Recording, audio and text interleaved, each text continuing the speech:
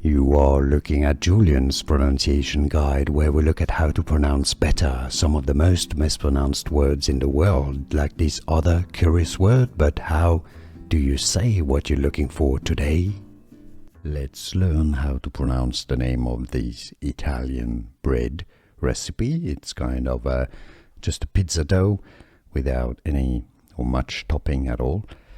So let's break it down how to say it and learn how to pronounce it correctly. Italian pronunciation first.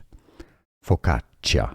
Okay, so what happens is that the first C is before an A, the letter A, in which case in Italian it is pronounced like a K, so focaccia.